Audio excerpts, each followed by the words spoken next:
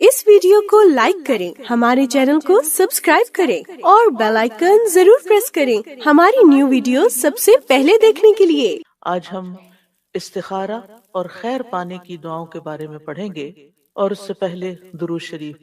अल्लाहुम्मा सल्ली अला मुहम्मदिन व अला आलि मुहम्मदिन कमा सल्लैता अला इब्राहीमा व अला आलि इब्राहीम इन्नका हमीदुम मजीद। अल्लाहुम्मा बारिक अला मुहम्मदिन व अला आलि मुहम्मदिन कमा बारकता अला इब्राहीमा व अला आलि इब्राहीम इन्नका हमीदुम मजीद। इरशाद बारी ताला है, ऐ मेरे रब, जो भी भलाई तू मेरी तरफ नाजिल करे, बेशक मैं उसका मोहताज हूँ।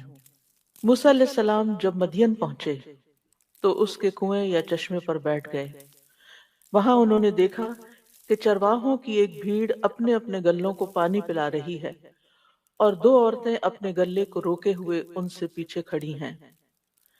कुरान मजीद में अल्लाह सुब्हानहू तआला सूरत अल-क़सस में इस वाक़े को बयान करते हुए फरमाते हैं, वलम्मा तवज्जह तिलक़ा मदियना क़ाल असा रब्बी अन यहदियनी सवाअ अस्सबील वलम्मा वरद माअ मदियना वजद अलैहि उम्मतम मिनन नासि यस्कून ववजद मिन दूनिहिम इम्रअतैनि तज़ूदान क़ाल मा ख़त्बुकुमा क़ालता ला नस्क़ी हत्ता युस्दिर अर्रिआ व अबूना शैख़ुन कबीर फसक़ा लहुमा थुम्मा तवल्ला इला ज़िल्लि फ़क़ाल रब्बि इन्नी लिमा अंज़लत इलय्या मिन ख़ैरिन फ़क़ीर। और जब वो यानी मूसा अलैहिस्सलाम मदियन की जानिब मुतवज्जे हुआ तो कहा, मुझे उम्मीद है कि मेरा रब मुझे सीधा रास्ता दिखाएगा। और जब वो मदियन के पानी पर पहुंचा तो उस पर लोगों का एक ग्रोह पाया जो अपने मवेशियों को पानी पिला रहा था, और उनके अलावा दो खवातीन को पाया जो अपने मवेशी रोक रही थीं। मूसा ने कहा, तुम दोनों का क्या मामला है? वो दोनों कहने लगी, जब तक चरवाहे पानी पिलाकर वापस न लौट जाएं, हम अपने जानवरों को पानी नहीं पिलाती, और हमारा बाप बड़ी उम्र का बूढ़ा आदमी है। तो उसने उन दोनों के मवेशियों को पानी पिला दिया, फिर साए की तरफ पलट गया तो कहने लगा, ऐ मेरे रब, जो भी भलाई में से तू मेरी तरफ नाजिल करे, बेशक मैं उसका मोहताज हूँ। यहाँ इस आयत में हम देखते हैं कि मूसा अलैहिस्सलाम एक तवील सफर के बाद बेयारो मददगार हर तरह की भूख प्यास के आलम में मदियन पहुंचते हैं, और वहां पहुंचकर देखते हैं कि एक जगह लोग जमा हैं और वो अपने अपने मवेशियों को पानी पिला रहे हैं। वो उनको देखते हैं कि वहां कुछ दो खवातीन भी खड़ी हैं जो आगे नहीं बढ़ रही, वो अपने जानवर पीछे रोक रही हैं। आपने देखा होगा कि जानवर आमतौर पर आगे आगे जाते हैं दूसरे जानवरों को देखकर, तो उन्हें खींच खींच के पीछे कर रही हैं क्योंकि वो भीड़ में घुसना नहीं चाह रही थी। मूसा अलैहिस्सलाम ने जब उनको देखा तो मदद के लिए आगे बढ़े। एक शख्स जो हर तरह की मदद का खुद मोहताज हो, जिसके पास कोई ठिकाना नहीं, जिसको अपने फ्यूचर का कुछ पता नहीं है, जिसके पास खाना नहीं, पीना नहीं, रात गुजारने की जगह नहीं, कुछ भी नहीं, यानी दुनियावी असबाब में से कोई सबब उसके सामने नहीं, लेकिन उसके दिल के अंदर क्या है कि वो दूसरों की मदद कैसे करे। इन्नहुम कानू युसारिऊन फिल खैरात। पैगंबर अलैहिस्सलाम उनकी खुसूसियत क्या थी कि वो खैर के कामों में, नेकी के कामों में आगे बढ़ जाते थे। वो इंतजार नहीं करते थे ये देखें कि कोई उन्हें कहे, कोई उन्हें मोटिवेट करे, कोई उनको इनकरेज करे, कोई उनको उस पर कोई मुआवजा दे या उन्हें कोई रिकमेंड करे।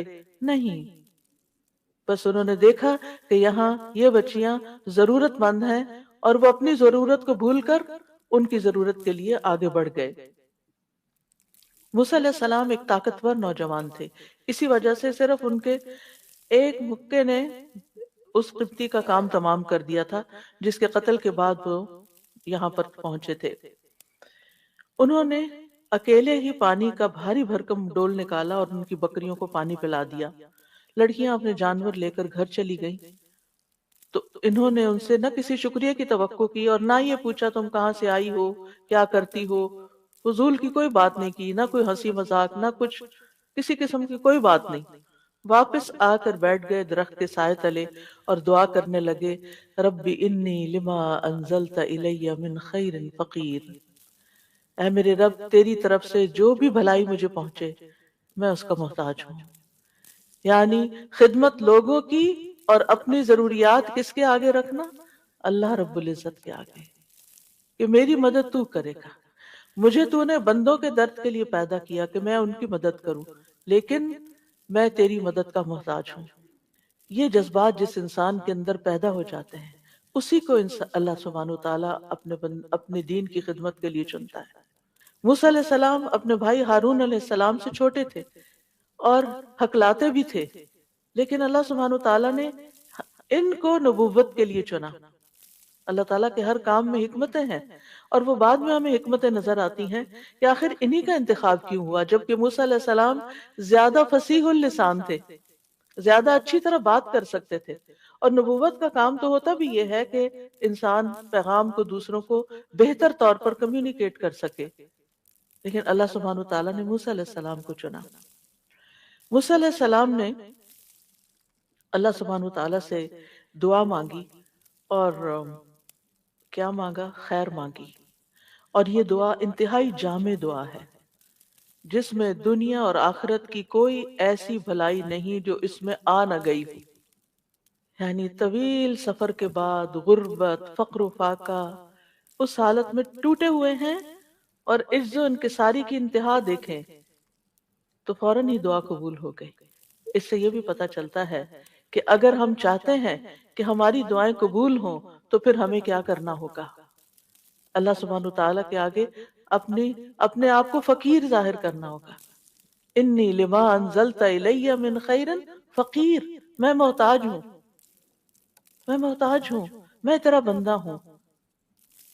اور اللہ سبحانہ وتعالیٰ کو ان کی یہ دعا بہت پسند آ گئی، اور اللہ سبحانہ وتعالیٰ نے ان کی دعا قبول کر لی، جس کے نتیجے میں انہیں کھانا پینا تو کیا، انہیں گھر بھی اور انہیں بیوی بھی اور جاب بھی، تمام چیزیں جو انسان کی ضرورت ہوتی ہیں وہ چند لمحوں کے اندر نصیب ہو گئی، یعنی جن کو حاصل کرنے میں سال ہا سال لگتے ہیں. اور یہاں آپ دیکھیں کہ ایک ہی حلے میں سب کچھ مل جاتا، ساری خیر مل جاتی ہے. دنیا کی خیر میں سے یہی چیزیں ہیں جن کی انسان تمنا کرتا ہے اور جو اللہ تعالیٰ سے مانگتا ہے، وہ سب کچھ ان کو مل گیا. تو یہ خیر کیا چیز ہوتی ہے؟ خیر کا عربی میں کیا معنی ہے؟ خیر عربی میں شر کی ضد ہے. خیر وہ ہے جو انسان کو مرغوب ہوتی ہے، جس میں انسان رغبت رکھتا ہے، جس میں مثلا انسان کی عقل، انسان کے اوپر طرح طرح کے فضل، انسان کی ضروریات کی جتنی بھی چیزیں ہیں جن سے انسان کو اطمینان حاصل ہوتا ہے، وہ ساری اس کے لیے خیر ہی خیر ہیں. خیر دو قسم کی ہوتی ہے، ایک خیر مطلق جو ہر حال میں اور ہر ایک کے نزدیک پسندیدہ ہے، یونیورسل خیر، اور اس میں سے خاص طور پر جنت کا ملنا خیر ہے اور جہنم میں جانا شر ہے. تو جنت کا مل جانا، کوئی انسان ایسا نہیں جس کو جنت کی خبر اور وہ جنت میں نہ جانا چاہے، اور جس کو جہنم کا پتہ چل جائے کہ وہ کیسی بلا ہے اور وہ جہنم سے بچنا نہ چاہے. تو جنت میں جانا اور جہنم سے بچ جانا بھی خیر ہے، آگ سے بچنا بھی خیر ہے. دوسری قسم کی خیر اور شر مقید ہے، یعنی وہ چیز جو ایک کے حق میں خیر ہے اور دوسرے کے لیے وہی چیز شر ہے. مثلا دولت، بعض اوقات یہ ایک شخص کے حق میں خیر و بلائی کا باعث بنتی ہے، وہ اسے خیر کے کاموں میں خرچ کرتا رہتا ہے اور اس سے اس کے درجات بلند ہوتے رہتے ہیں اور اس کی مشکلات آسان ہوتی رہتی ہیں. اور دوسرے کے حق میں وہی خیر جو دولت کی شکل میں، کہ قرآن مجید میں دولت کو بھی ان الانسان لحب الخیر لشدید، تو انسان خیر یعنی مال کی محبت میں بڑا شدید ہے. تو یہی مال کسی دوسرے انسان کے حق میں بڑا ہی شر کا باعث ہے، کیونکہ وہ اسے شر کے راستوں میں خرچ کرے گا اور اس سے اس کے اللہ سبحانہ وتعالیٰ کے نزدیک درجات اور نیچے گر جائیں گے، حتیٰ کہ سزا کا مستحق ہو جائے گا. انسان اپنی فطرت کے لحاظ سے خیر کو پسند کرتا ہے، وَإِنَّهُ لِحُبِّ الْخَيْرِ لَشَدِيدٌ، اور صرف پسند نہیں کرتا بلکہ حب شدید کا شکار ہوتا ہے، یعنی بہت زیادہ پسند کرتا ہے. سورۃ فصلت میں آتا ہے لا يسأم الانسان من دعاء الخیر وَإِن مَسَّهُ الشَّرُّ فَيَئُوسٌ قَنُوطٌ، انسان خیر کی دعا مانگنے سے تھکتا نہیں، اور اگر اسے کوئی تکلیف پہنچ جائے تو نہایت مایوس اور بہت نا امید ہو جاتا ہے، ڈپریسڈ ہو جاتا ہے۔ لیکن یہ یاد رکھیے کہ دینے والا خیر کو تو صرف اللہ ہی ہے، کیونکہ سارے خزانوں کا مالک وہی ہے۔ قل اللہم مالک الملک تؤتی الملک من تشاء وتنزع الملک ممن تشاء وتعز من تشاء وتذل من تشاء بیدک الخیر انک علی کل شیء قدیر۔ کہہ دیجئے اے اللہ بادشاہی کے مالک، تو جسے چاہتا ہے بادشاہی عطا کرتا ہے، اور جس سے چاہتا ہے چھین لیتا ہے، اور جسے چاہتا ہے عزت دیتا ہے، اور جسے چاہتا ہے ذلیل کرتا ہے۔ تیرے ہی ہاتھ میں ہر طرح کی خیر ہے، بے شک تو ہر چیز پر پوری طرح قادر ہے۔ بیدک الخیر، تو خیر کا مالک صرف اور صرف اللہ ہے، اس لیے خیر کا سوال اللہ سے ہی کرنا چاہیے، ہر طرح کی خیر اللہ ہی سے مانگنی چاہیے۔ سارے کا سارا فضل بھی اللہ کے ہاتھ میں ہے۔ قل ان الفضل بید اللہ یؤتیہ من یشاء واللہ واسع علیم۔ کہہ دیجئے بے شک فضل اللہ ہی کے ہاتھ میں ہے، وہ جسے چاہتا ہے عطا کرتا ہے، اور اللہ وسعت والا خوب علم والا ہے، یعنی اس کو پتا ہے کہ کس کو کیا چیز دینی چاہیے۔ اس کے پاس تو فضل کی کوئی انتہائی نہیں، خیر کی انتہائی نہیں، لیکن فیصلہ وہ کرتا ہے کہ کس کو کیا دینا ہے، کتنا دینا ہے، کب دینا ہے، اور کس سے کیا روک لینا ہے۔ تو اصل خیر دنیا میں نہیں ہے، اصل خیر آخرت میں ہے، اور وہ جنت کی شکل میں ہے۔ دنیا میں تو صرف جھلکیاں ہیں، چند تھوڑے بہت آرام کی چیزیں، انسان کی پسندیدہ چیزیں۔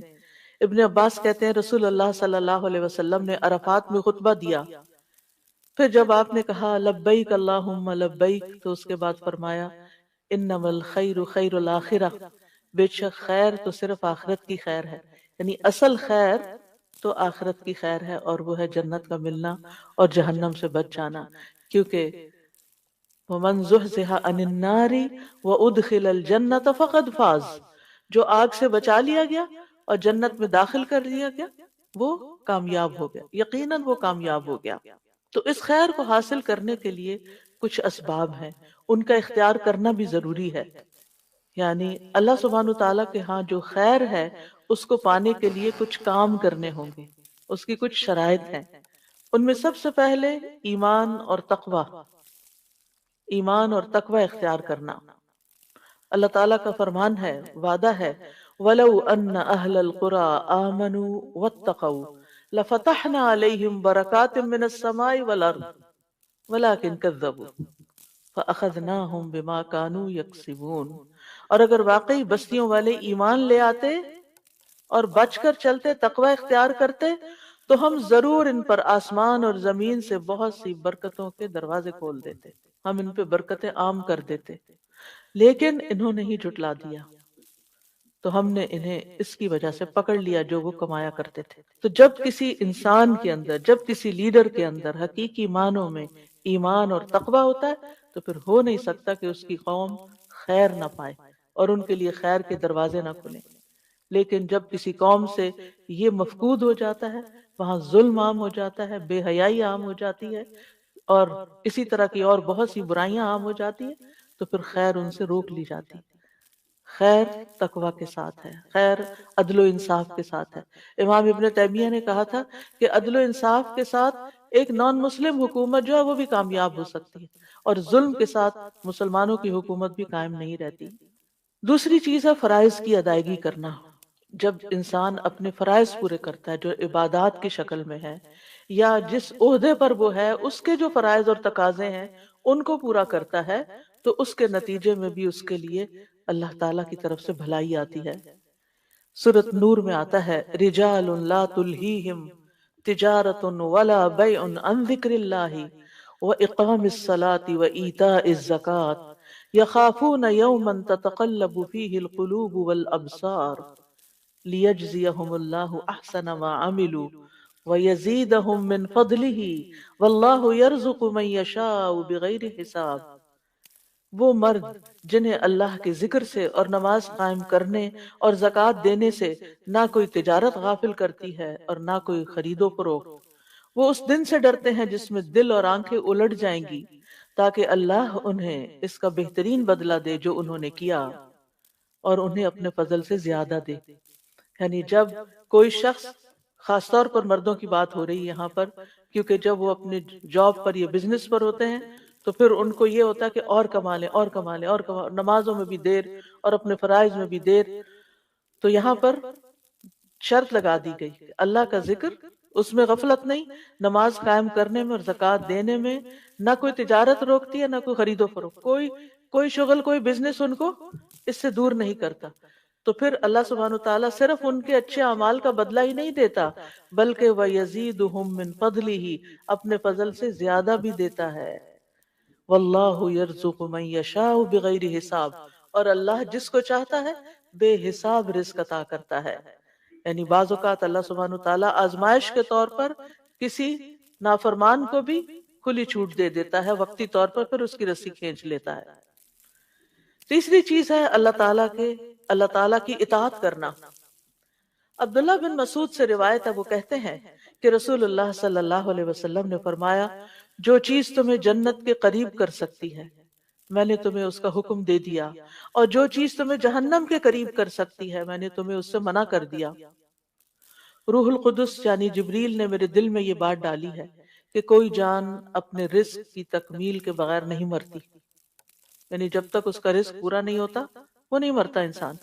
بس تم اللہ تعالیٰ سے ڈرو اور رزق کی تلاش میں میانہ روی اختیار کرو، کہیں ایسا نہ ہو کہ رزق کا مؤخر ہونا، ڈیلے ہونا تمہیں اس بات پر اکسا دے کہ تم اللہ تعالیٰ کی نافرمانیاں کر کے، یعنی حرام طریقے اختیار کر کے اس کی تلاش میں پڑ جاؤ کہ حلال سے تو کوئی چیز نہیں مل رہی تو حرام سے ہی لو۔ یاد رکھو جو کچھ اللہ تعالیٰ کے پاس ہے اسے اللہ تعالیٰ کی اطاعت سے ہی حاصل کیا جا سکتا ہے، لہذا انسان اللہ تعالیٰ کی اطاعت سے کبھی بھی منہ نہ موڑے۔ پھر اسی طرح نرمی اختیار کرنا خیر لانے کا باعث ہوتا ہے۔ ابو درداء کہتے ہیں نبی صلی اللہ علیہ وسلم نے فرمایا، جس شخص کو نرمی میں سے حصہ مل گیا اسے اس کی بھلائی کا حصہ بھی مل گیا، اور جو شخص خیر کے حصے سے محروم رہا، یعنی خیر کے اس حصے سے، وہ بھلائی سے بھی محروم رہا۔ پھر خیر کے دروازے کون سے ہیں؟ نبی صلی اللہ علیہ وسلم نے فرمایا، کیا میں تمہیں خیر کے دروازے نہ بتاؤں؟ روزہ ڈھال ہے، صدقہ گناہوں کو ایسے بجھا دیتا ہے جس طرح پانی آگ کو بجھا دیتا ہے۔ تو روزہ بھی خیر کے دروازے، نیکی اور بھلائی کے راستے آسان کرتا ہے، اور پھر اس کے الٹیمیٹلی اس کے نتیجے میں اللہ سبحانہ وتعالیٰ کی طرف سے خیر ملتی۔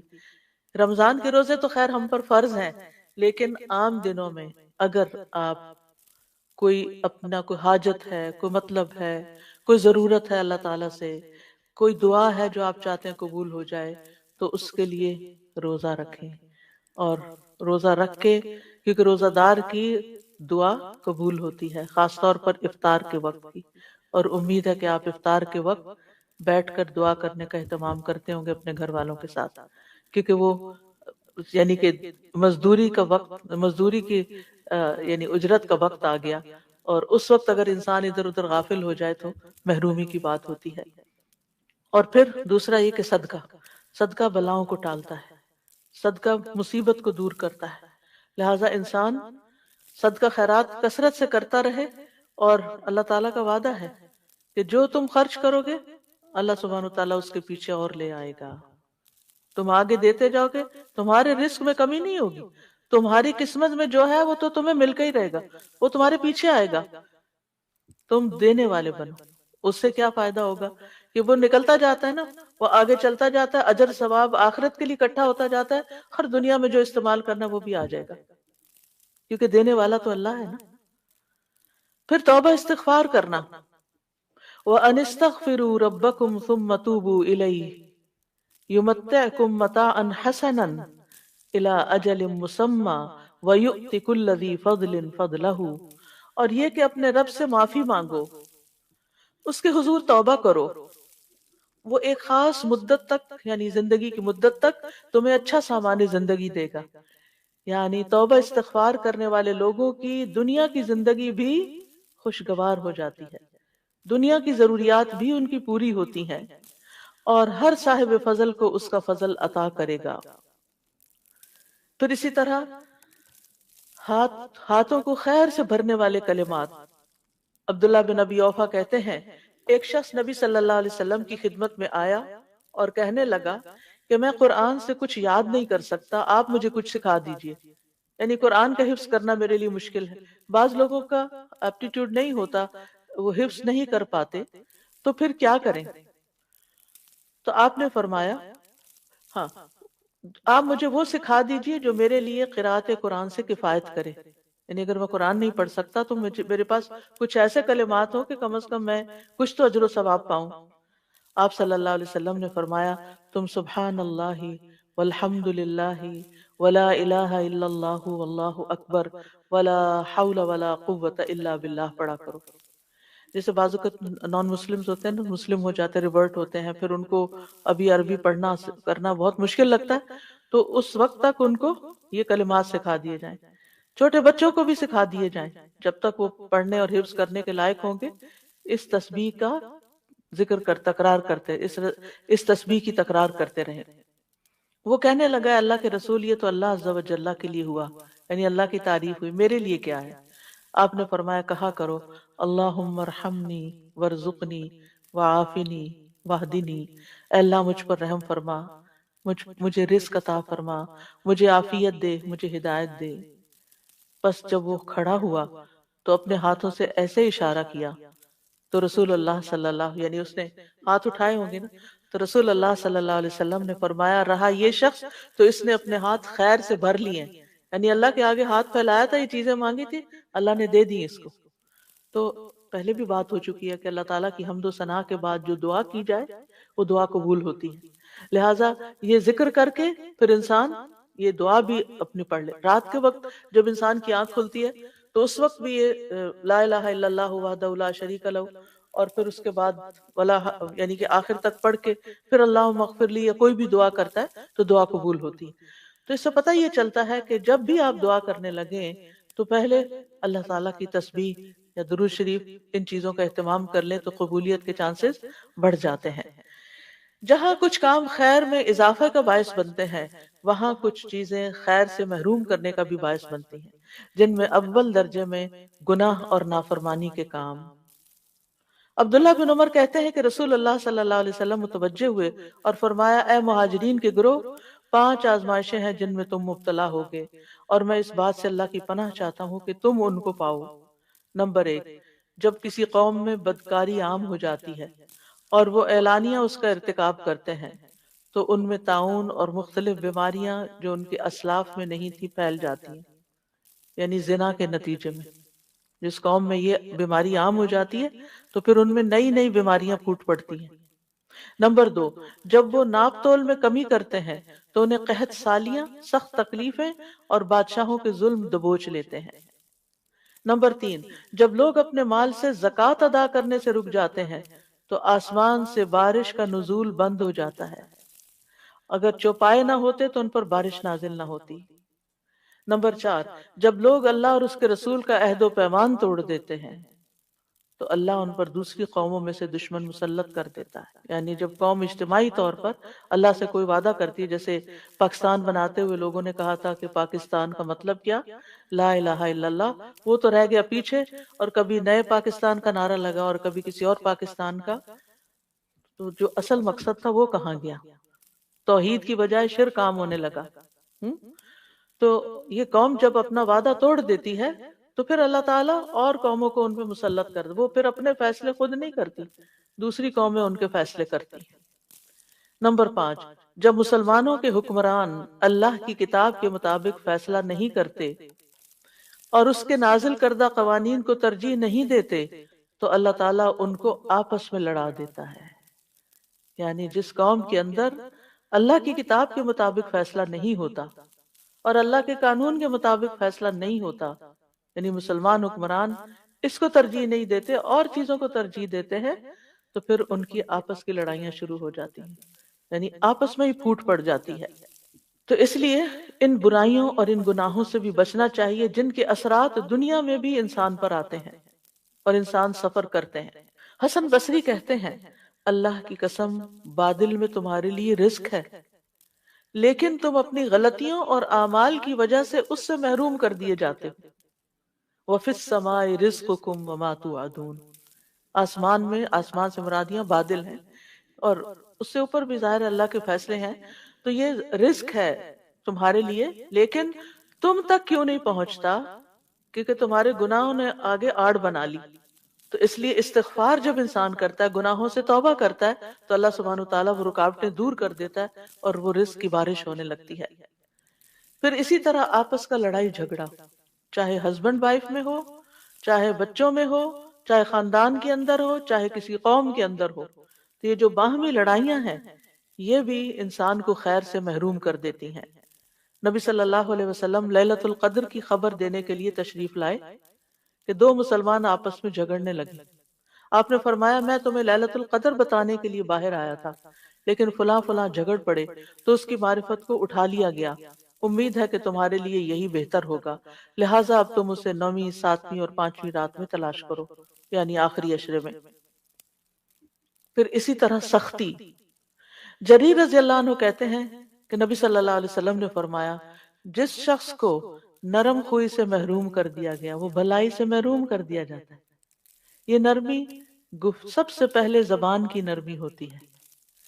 آپ دیکھیں کہ بعض اوقات ہسبینڈ وائف کی لڑائی میں ایک خاموش ہے، ایک آہستہ بات کر رہا ہے، ایک تحمل سے بات کر رہا ہے، اور دوسرا انتہائی بدتمیزی اور بد اخلاقی سے بات کر رہا ہے اور کرتا ہی چلا جا رہا ہے، انتہائی ڈس ریسپیکٹفل۔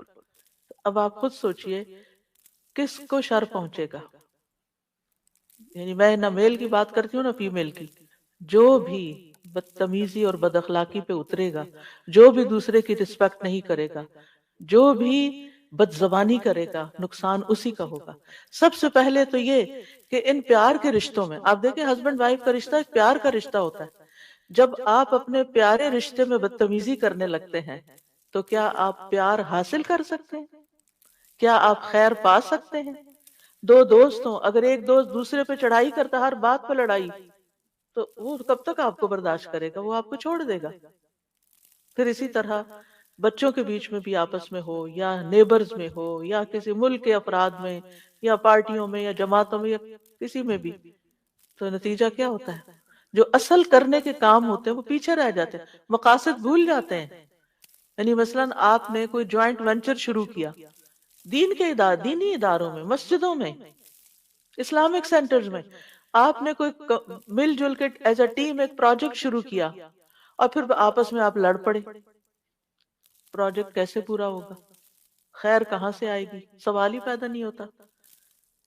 میاں بیوی نے مل کے کوئی کام شروع کیا، کوئی گھر بنانا شروع کیا، کوئی اور کام شروع کیا، آپس میں لڑائی ختم نہیں ہوتی تو کیا ہوگا؟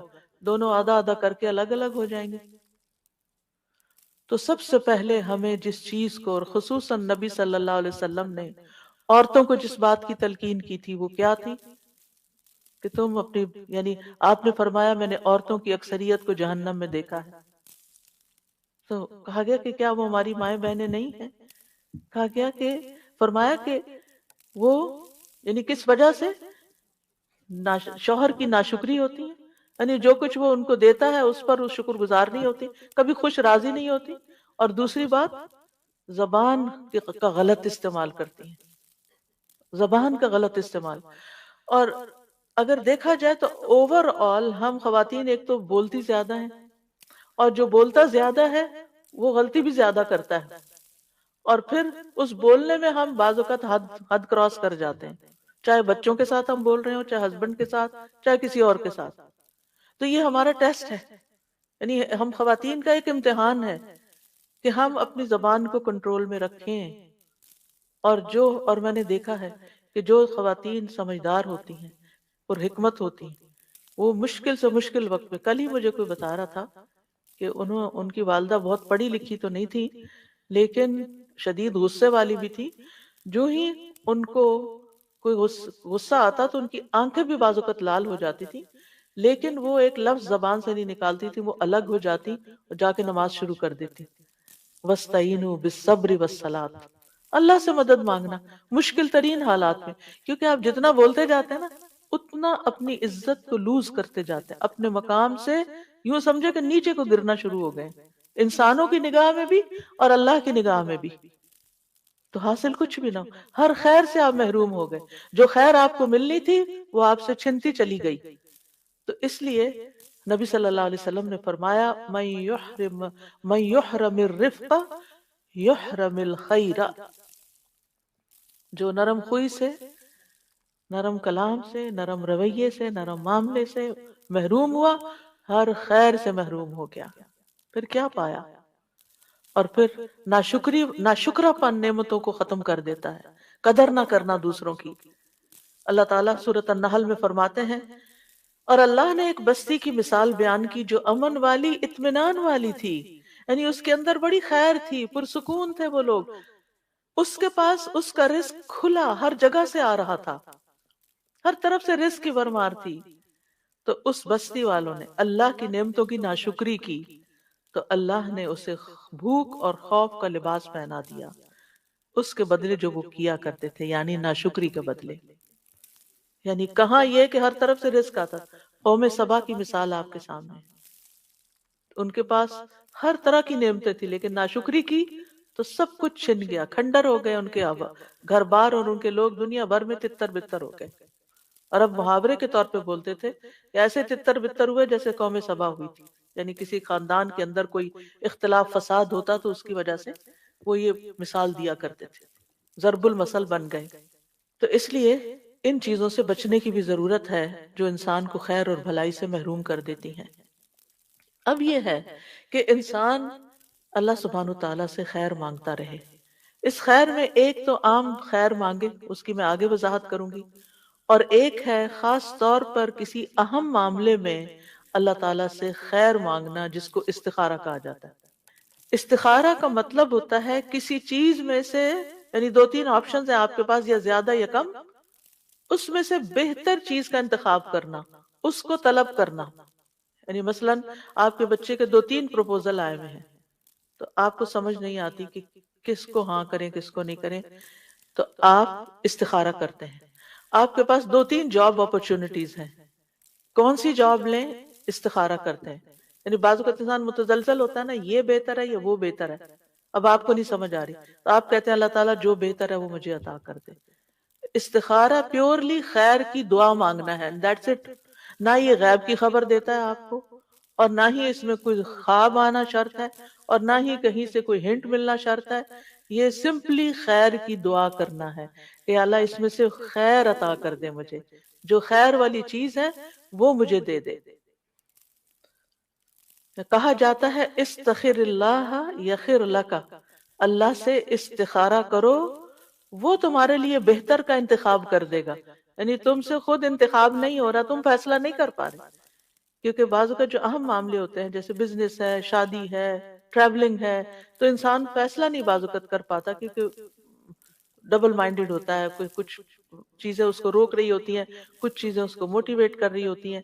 تو پھر ایسے میں وہ اللہ سبحانہ تعالیٰ سے دعا کرتا ہے کہ یا اللہ آپ میرے لیے خیر کا رستہ نکال دیں، تو اللہ تعالیٰ اس کو خیر عطا کر دیتا ہے۔ اور اس میں خاص طور پر پھر نماز پڑھ کے اللہ سے مدد لی جاتی ہے، اور دعا کے ساتھ کہ جو کام بہتر اور اولا ہے اس کی طرف پھیر دیا جائے، تو اس کو طلب کرنا یہ استخارہ کہلاتا ہے۔ علماء امت کا اجماع ہے کہ نماز استخارہ سنت نماز ہے، یعنی یہ نبی صلی اللہ علیہ وسلم کی سنت ہے، اور اس میں حکمت یہ ہے کہ اللہ سبحانہ تعالیٰ سے مدد مانگی جائے، اس کے حکم کے سامنے سر تسلیم خم کیا جائے، اور اپنی طاقت، وسائل اور قدرت پر بھروسہ اور انحصار کرنے کی بجائے اللہ سبحانہ تعالیٰ سے التجا کی جائے کہ وہ دنیا اور آخرت کی خیر کو جمع کر دے۔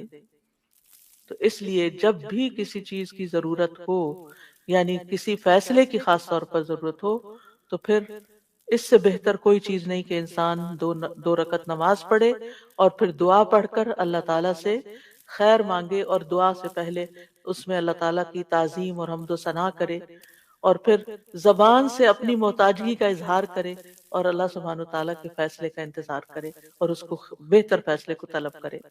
حقیقت یہ ہے کہ اللہ کے سوا کوئی غیب کو نہیں جانتا کہ بندے کے لیے خیر کیا اور شر کیا ہے، کیونکہ خالق تقدیر بھی وہی ہے۔ اسی نے تقدیر ہماری مقرر کی ہے۔ تو مومن کو چاہیے کہ چھوٹے بڑے معاملات میں فائنل فیصلہ نہ کیا کرے جب تک کہ وہ اللہ تعالیٰ سے مشورہ نہ کر لے، اللہ سے خیر نہ مانگ لے اور سنت کی پیروی نہ کر لے۔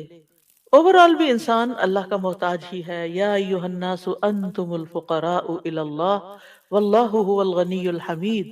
اے لوگو، تم ہی اللہ کی طرف محتاج ہو، تمہیں ضرورت ہے، اللہ کو نہیں تمہاری ضرورت کہ تم نماز پڑھو گے تو اللہ تعالیٰ کو کوئی فائدہ ہوگا، نہیں، تم اللہ کی طرف محتاج ہو، اور اللہ ہی سب سے بے پرواہ اور تمام تعریفوں کے لائق ہے۔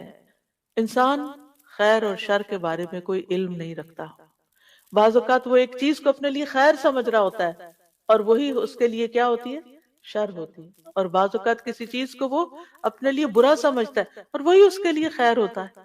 وَعَسَىٰ أَن تَكْرَهُوا شَيْئًا وَهُوَ خَيْرٌ لَكُمْ وَعَسَىٰ أَن تُحِبُّوا شَيْئًا وَهُوَ شَرٌّ لَكُمْ وَاللَّهُ يَعْلَمُ وَأَنتُمْ لَا تَعْلَمُونَ۔ اور ہو سکتا ہے تم ایک چیز کو ناپسند کرو اور وہ تمہارے لیے بہتر ہو، اور ہو سکتا ہے تم ایک چیز کو پسند کرو اور وہ تمہارے لیے بری ہو، اور اللہ جانتا ہے اور تم نہیں جانتے۔ تو یاد رکھیں، جب انسان اللہ سے دعا کر لیتا ہے نا، پھر اس کے بعد جو بھی نتیجہ سامنے آتا ہے تو انسان اس کے بارے میں مطمئن ہو جاتا ہے، اور وہ یہ یقین رکھتا ہے کہ میرے بارے میں اللہ کا ہر فیصلہ خیر کا فیصلہ ہے، ہر فیصلہ خیر کا فیصلہ ہے۔ حضرت انس رضی اللہ عنہ کہتے ہیں، میں نے نبی صلی اللہ علیہ وسلم کو فرماتے ہوئے سنا کہ مجھے تو مومن پہ تعجب ہوتا ہے کہ بے شک اللہ اس کے لیے جو فیصلہ بھی فرماتا ہے وہی اس کے حق میں بہتر ہوتا ہے۔ یعنی اس نے اللہ سے فیصلہ طلب کیا، اللہ سے مدد مانگی، اللہ نے اس کے ایک راہ دکھا دی، وہی اس کے لیے خیر ہے، چاہے بظاہر اس میں کچھ تکلیفیں بھی آ رہی ہیں۔ کیونکہ بعض لوگ یہ کہتے ہیں نا کہ ہم نے تو استخارہ بھی کیا تو پھر یہ کیوں ہو گیا؟ بھئی اس میں بھی کوئی حکمت تھی، تم اس کو عسیٰ ان تکرہوا شیئا ویجعل اللہ فیہ خیرا کثیرا، ہو سکتا ہے ایک چیز کو تم ناپسند کرو کہ یہ کیا چیز میرے پلے پڑ گئی ہے، یہ بزنس تو مجھے نہیں چاہیے تھا، یہ جاب نہیں چاہیے تھی، کاش میں وہ فلاں کو ہاں کر دیتا، وہاں بہتری تھی۔ نہیں، جو بھی اللہ نے تمہارے لیے فیصلہ کیا اب اس پہ راضی ہو جاؤ اور اس میں خیر کی انتظار کرو۔ نبی صلی اللہ علیہ وسلم استخارے کی دعا قرآن مجید کی سورت کی طرح سکھایا کرتے تھے صحابہ کو۔ جابر کہتے ہیں، آپ ہمیں تمام معاملات میں استخارہ کرنے کی اسی طرح تعلیم دیتے جس طرح ہمیں قرآن کی کوئی سورت سکھاتے تھے۔ تو قرآن کی سورت کس طرح سکھاتے تھے کہ اس میں کوئی غلطی نہ ہو اور پوری مکمل طور پر پڑھی جائے۔ تو صحابہ کی بھی پھر کیا عادت ہوئی، وہ ہر معاملے میں اللہ تعالیٰ سے مشورہ کرتے تھے۔ سبحان اللہ، خاص طور پر آپ دیکھیے حضرت زینب کا معاملہ، حضرت زینب کے نکاح کی بات مجھے بہت زیادہ حیران کرتی ہے۔ حضرت انس کہتے ہیں جب حضرت زینب کی طلاق کی عدت ختم ہوئی جو حضرت زید رضی اللہ عنہ سے تھی، تو رسول اللہ صلی اللہ علیہ وسلم نے حضرت زید ہی سے فرمایا کہ حضرت زینب کو جا کے میری طرف سے نکاح کا پیغام دو۔ آپ سوچیے ہمارے معاشرے میں کبھی ایسا ہو سکتا ہے؟ وہ ہمارے معاشرے میں تو یہ مسئلہ ہے کہ اگر کسی نے طلاق دی اور پتہ چلے کہ اس لڑکی کی شادی کہیں اور ہونے لگی ہے تو پھر تو قیامت ہی آ جائے گی، پھر تو وہ فساد اور طوفان اٹھائیں گے اور کئی طرح کے شر کے دروازے کھول دیں گے کہ اس لڑکی کی شادی اگر ہم نے نہیں رکھا اس کو تو کوئی بھی نہ رکھے۔ عجیب طرح کی نفسیات ہے لوگوں کی، کیونکہ دین سے دور ہیں۔ اگر وہ یہ حدیث پڑھ لیں نا کہ نبی صلی اللہ علیہ وسلم نے حضرت زید ہی کو کہا اور وہ ان کے ایکس ہسبینڈ ہیں، اب طلاق ہو چکی ہے، اور وہی جا کے ان کو پیغام دے رہے ہیں۔ زید رضی اللہ عنہ جاتے ہیں اور کہتے ہیں میں گیا، میں نے کہا اے زینب خوش ہو جاؤ، یعنی مجھ سے تمہاری جان چھوٹی، اب خوش ہو جاؤ کہ اللہ کے رسول صلی اللہ علیہ وسلم نے تمہارے پاس مجھے نکاح کا پیغام دے کے بھیجا ہے۔ حضرت زینب کا جواب دیکھیے، کہنے لگی میں کوئی فیصلہ نہیں کروں گی حتیٰ کہ اپنے رب سے مشورہ کر لوں۔ پیغام کس کی طرف سے تھا؟ اللہ کے نبی کی طرف سے۔ ایک عورت کے لیے اس سے بڑا شرف کیا ہو سکتا ہے کہ وہ کسی نبی کی بیوی ہو، اور اس وقت بھی وہ اس خوشی کے عالم میں، اس ایکسائٹمنٹ میں یہ نہیں بھولی کہ لیٹ می ڈو استخارہ فرسٹ، پہلے میں استخارہ کروں۔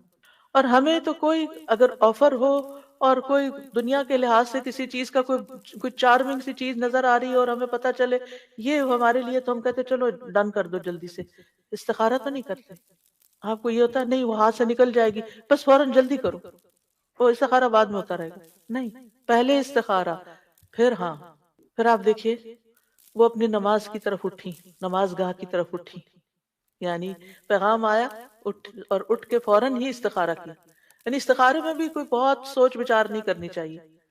جب آپ نے کوئی فیصلہ کرنا ہو، کوئی آفر آئی ہے، فوراً اٹھے استخارہ کریں.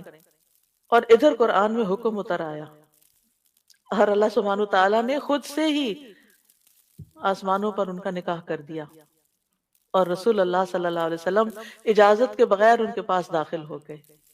اللہ سبحانہ تعالیٰ نے ان کا استخارہ قبول کر لیا، خیر کی دعا قبول کر لی اور ان کو وہ خیر عطا کر دی. اگر بظاہر خیر کا کام بھی نظر آتا ہو، اس حدیث سے کیا پتہ چلتا ہے کہ خیر کا کام بھی نظر آتا ہو پھر بھی استخارہ کریں. آپ ہر لحاظ سے بالکل سیٹسفائیڈ ہیں، بس آخری فائنل سگنیچر کرنے جا رہے ہیں، آپ کو لگتا ہے بالکل میں صحیح فیصلہ، آپ کا دل بھی مطمئن ہے، شرح صدر ہے، پھر بھی استخارہ کریں. امام نبوی کہتے ہیں اس حدیث سے واضح طور پر پتہ چلتا ہے کہ جو کسی کام کا ارادہ کرے اس کے لیے نماز استخارہ پڑھنا مستحب ہے، خواہ وہ کام بظاہر خیر کا ہی کیوں نہ ہو. بعض علماء کہتے ہیں کسی بندے کو دنیا کے کاموں میں بھی کسی کام کے لیے، یعنی اہم کاموں کے لیے، ایک تو نا روٹین کی عادت، ڈیلی روٹین کے لیے، لیکن اہم کاموں کے لیے اس وقت تک آگے نہیں بڑھنا چاہیے جب تک وہ اللہ سے اس میں خیر کا سوال نہ کر لے، یعنی نماز استخارہ کی 2 رکعتیں ادا نہ کر لے.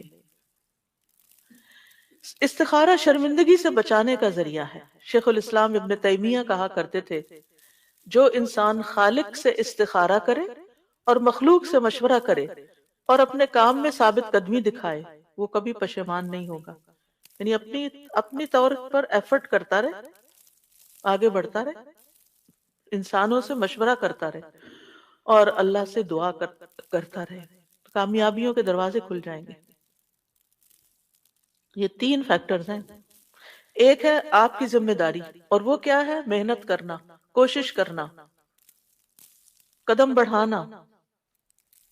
دوسرا ہے لوگوں کے ساتھ مشورہ، اچھے قابل لوگوں کی رائے لینا جو اس فن کے ماہر ہوں، ان سے پوچھنا. اور تیسرے ہے اللہ سبحانہ تعالیٰ کی مدد حاصل کرنا. جو شخص یہ تینوں کام کر لیتا ہے وہ ناکام نہیں ہوتا، پھر وہ کہیں نہ کہیں سے خیر پا ہی لیتا ہے. بعض حکماء کہتے ہیں جسے 4 چیزیں عطا کر دی گئیں وہ 4 چیزوں سے محروم نہیں ہوتا. نمبر 1، جسے شکر گزاری کی توفیق دے دی گئی اسے مزید ملنے سے محروم نہیں کیا جاتا. سبحان اللہ، یعنی اس کو مزید نعمتیں ملتی چلی جائیں گی جب تک وہ شکر گزار ہوگا. نمبر 2، جسے توبہ کی توفیق دے دی گئی اسے اس کی قبولیت سے محروم نہیں کیا جاتا. نمبر 3، جسے استخارہ کرنے کی توفیق دے دی گئی اسے بہتری سے محروم نہیں کیا جا سکتا، نہیں کیا جاتا. اور نمبر 4، جسے مشورہ کرنے کی توفیق دے دی گئی وہ درست بات سے محروم نہیں کیا جاتا. اگر ہماری زندگی میں ناکامیاں ہیں تو وہ ہمارے اپنے کیے کی وجہ سے ہیں. ہم نے ان چیزوں پر عمل نہیں کیا، ہم نے خود کوشش نہیں کی پوری جیسی کوشش کا حق ہے، ہم نے لوگوں سے مشورہ نہیں کیا جیسے مشورہ کرنے کا حق ہے، ہم نے اللہ سے مدد نہیں مانگی، توبہ نہیں کی، استغفار نہیں کی جیسے کرنے کا حق ہے، ورنہ کبھی بھی ناکام نہ ہو. اللہ سبحانہ تعالیٰ دنیا اور آخرت کی خیر عطا کرتا ہے ایسے بندوں کو. یہ عقل مند ہونے کی نشانی ہے، سمجھدار ہونے کی نشانی ہے. استخارہ کن چیزوں میں کیا جا سکتا ہے؟ تمام جائز اور مستحب کاموں میں، جیسے شادی ہے، کاروبار ہے، کوئی بزنس ہے، کچھ. اور اسی طرح جب 2 جائز کاموں میں کانفلکٹ ہو رہا ہو، یہ کروں یا یہ کروں، اس وقت بھی یعنی بہتر کیا ہے میرے لیے؟ 2 جاب آفرز ہیں، 2 رشتے ہیں، 3 ہیں، زیادہ ہیں، ان میں سے کس کا انتخاب کروں؟ پھر استخارہ کریں. علماء کہتے ہیں انسان کے لیے ضروری ہے کہ وہ شادی کرنے سے پہلے استخارہ کرے اور رشتے کے معاملے میں متعلقہ شخص سے مشورہ کرے، کیونکہ نبی صلی اللہ علیہ وسلم صحابہ کو اسی طرح استخارہ سکھاتے تھے جیسے قرآن کی صورت. اور جب استخارہ چھوٹے چھوٹے کاموں میں ضروری ہے تو زندگی کے اس اہم مرحلے پر کیوں نہیں ضروری؟ اور پھر آپ دیکھیے اس معاملے میں حضرت زینب کا ہی واقعہ، پھر صحیح مسلم کی روایت اب بتا دیتی ہوں کیونکہ خوبصورت واقعہ، تھوڑے سے الفاظ فرق ہیں۔ حضرت انس کہتے ہیں جب زینب رضی اللہ عنہ کی عدت گزر گئی تو حضرت رسول اللہ صلی اللہ علیہ وسلم نے حضرت زید سے فرمایا کہ زینب کے سامنے ان کی میرے ساتھ شادی کا ذکر کرو۔ زید رضی اللہ عنہ چلے گئے، حتیٰ کہ ان کے پاس پہنچے تو وہ آٹے میں خمیر ملا رہی تھی۔ خمیر کرتے ہیں فرمنٹیشن، جی۔ تو اس سے یہ پتہ چلتا ہے کہ یہ خمیری روٹی کھانا جو ہے اور فرمنٹیشن کرنا جو ہے آٹے کی، وہ اس کے فائدے کو بڑھا دیتا ہے، ٹھیک ہے۔ بہرحال تو زید کہتے ہیں جب میں نے انہیں دیکھا میرے دل میں ان کی عظمت بیٹھ گئی کہ اب یہ اللہ کے رسول صلی اللہ علیہ وسلم نے ان کو پیغام دیا ہے۔ میں حتیٰ کہ میں ان کی طرف نظر بھی نہ اٹھا سکتا تھا کیونکہ رسول اللہ صلی اللہ علیہ وسلم نے ان سے شادی کا ذکر کر دیا تھا۔ سبحان اللہ، صحابہ کے اندر کیسا ایمان تھا نا، کیسی حکمت تھی کہ چونکہ اب رسول اللہ صلی اللہ علیہ وسلم نے پیغام بھیج دیا، اب میں ان کو نہیں دیکھ سکتا۔ میں نے ان کی طرف اپنی پیٹھ کی اور ایڑیوں کے بل مڑا اور کہا زینب، رسول اللہ صلی اللہ علیہ وسلم نے آپ کا ذکر کرتے ہوئے پیغام بھیجا ہے۔ انہوں نے کہا میں کچھ نہیں کرنے والی یہاں تک کہ اپنے رب سے مشورہ کر لوں۔ چنانچہ وہ اپنی نماز کی جگہ پر، مخصوص جگہ تھی ان کی نماز کی، وہاں جا کر کھڑی ہوئی اور قرآن کی آیات نازل ہو گئیں۔ فَلَمَّا قَضَى زَيْدٌ مِّنْهَا وَطَرًا زَوَّجْنَاكَهَا، اللہ تعالیٰ نے اپنے اوپر لیا، ہم نے آپ کا نکاح ان سے کر دیا۔ تو اس سے پتہ چلتا ہے کہ مرد بھی استخارہ کرے گا تو عورت بھی استخارہ کر سکتی ہے۔ حضرت زینب نے استخارہ کیا، یعنی اس واقعے سے ایک اور بات یہ پتہ چلتی ہے۔ اور حرام اور مکروہ کاموں میں استخارہ نہیں کرنا چاہیے، یعنی غلط کام کے لیے، چوری کرے کہ نہ کرے۔ اسی طرح واجبات میں استخارہ نہیں کرنا چاہیے۔ واجبات کیا ہیں کہ جیسے والدین کی خدمت، ان کے ساتھ احسان واجب ہے، تو اب کوئی استخارہ کرے کہ میں ماں باپ کی ملاقات کے لیے جاؤں کہ نہ جاؤں اور میں ان کی خدمت کروں کہ نہ کروں، یہ استخارے کی چیز نہیں ہے۔ اسی طرح نماز پڑھوں کہ نہ پڑھوں، یعنی زور کی نماز اب آ رہی ہے تو پہلے استخارہ کر لوں کہ پڑھنی چاہیے کہ نہیں، تو نہیں، وہ تو آلریڈی فرض ہے آپ پر۔ یعنی استخارہ ان کاموں میں کیا جاتا ہے جن کے بارے میں بندے کو ان کے درست ہونے اور نفع مند ہونے کا صحیح پتہ نہ چلے کہ واقعی میرے لیے ٹھیک ہے یا نہیں۔ جہاں تک عبادات کا تعلق ہے، واجبات کا تعلق ہے، ذمہ داریوں کا تعلق ہے، میں اپنے بچوں کی ٹیک کیئر کروں کہ نہ کروں، ان میں استخارہ نہیں ہوگا، یہ تو آپ کو کرنا ہی کرنا ہے۔ استخارے کا طریقہ نبی صلی اللہ علیہ وسلم نے سکھایا، اور وہ کیا ہے کہ جب تم میں سے کوئی کسی کام کا ارادہ کرے تو فرض نماز کے علاوہ 2 رکعت نفل پڑھے، پھر کہے اے اللہ میں تیرے علم کے ذریعے سے خیر کا طالب ہوں، یعنی استخارہ کی دعا پڑھے۔